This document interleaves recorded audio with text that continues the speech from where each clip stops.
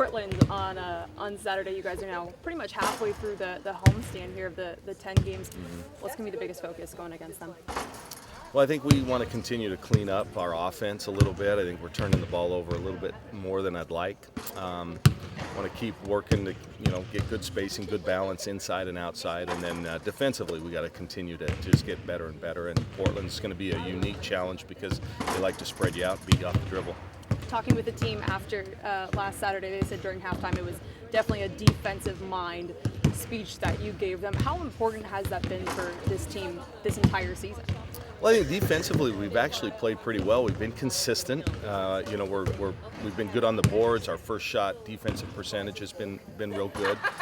We just got to clean up some things here and there, a couple of mental mistakes and missed rotations and things like that. But those are small things, and I like the fact that we're changing our defenses up and we're putting pressure full court and doing different things half court. So I actually really like where we're at defensively. You picked Mark's brain a little bit more this week. I know he has some experience with the dribble drive offense. Yeah, we really haven't talked about the dribble drive much yet. We will today and definitely tomorrow. But, where we're at a disadvantage is Jill or Liz or Jacinta. They're going to have to chase a guard, and Jill's been doing great at that so far. And she better get used to it because almost everybody seems like they're going with small fours that can shoot the threes. But so far, Jill's answered the challenge, and in the long run, it's going to make her a better pro because she can guard inside or out. That's a trend for teams or against Jill? No, I just think for the teams that we've played, I think once we get into Pac-12 play, there's going to be more traditional post play. Teams with two posts out on the floor. But Jill's a good athlete. She's so long, and she's so far done a good job of gapping, leaving a little bit of space between her and the offensive player she's guarding, and done a nice job. How's her outside shot coming along? Is that something that she can hit in practice and just needs confidence to shoot, or where is that at in her progression? No, Jill's shooting the ball really well, and she's working on it, which is great. She's in here pretty much every day working on that little 15-foot short corner shot, the elbow shot, works tirelessly on her free throws. So, she understands that she needs to continue to get better there. How much confidence is your team taking from the way you guys are playing right now, the way you guys have started? I know you scheduled wanting to be able to get some confidence in the early part of the way. No, I think it's been great so far. We've been challenged. We're having to do things right. I like the fact that we are gaining some confidence, and you do that when you play at home. I think a little bit more. We're comfortable here, and I believe in the end it's going to help prepare us for conference play. Obviously, the teams are going to get better, deeper, stronger, more athletic.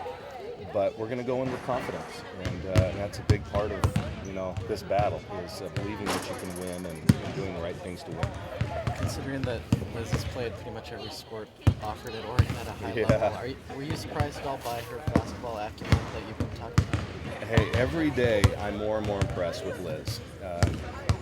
She has a high basketball IQ. I think just she understands sports, and she's getting in better and better shape, so we're able to play her longer and longer minutes. And, she's really good defensively, and offensively, when she posts you up, you're not moving her. Has a great, is a good passer, and I liken her to Kevin Love a little bit. She is a great outlet passer. So she's doing a lot of really good things for us, and she's great in the locker room and fun to be around on a daily basis. So I don't think we're where we are right now if it weren't for Liz. Obviously the big road win in Chapel Hill to start the season, but then all these home games, and I understand why you scheduled them, but is there any concern of when you head to Los Angeles, the team might not, be road tested? None. And part of it is that there aren't a lot of home courts in our conference where, there's thousands and thousands of people, and no, I don't think so. I think that becomes a big deal if we make it a big deal, but I think we're going to be ready. Your team with postseason aspirations, and when you get down the stretch, you hear a lot about strength of schedule, RPI, things like that. But is win total for you just sort of what it all comes down to when you're trying to put together a resume? In the end, people don't really remember what your RPI is. They remember how many games you won or lost, and then ultimately who you beat. But I think our RPI will work itself out. I mean, we're going to play a lot of really good teams when it comes to Pac-12 play, so I don't think that's going to be an issue. How's Megan coming along with her rehabilitation? And do you kind of Good. consider her to be part of the 2016 recruiting class in a sense? Oh, I don't really look at it in terms of that, but Megan's doing great. She's shooting now for the first time, stationary shooting, and she sometimes when the ball, wanders away from her, she feels like, she feels good enough to kind of run after it, but she can't do that. So, but she's excited that she can at least do some basketball-related activities. She's a long way away from practicing yet, but that, baby steps. When you're recovering from an injury like that, just baby steps are important. A few random side questions, real quick. Yeah. How would you describe your coaching style? My coaching style? Wow. That's a good question. I'm pretty intense on the court, no question about that. I love practice. Practice is my favorite part. I don't enjoy the games by and large.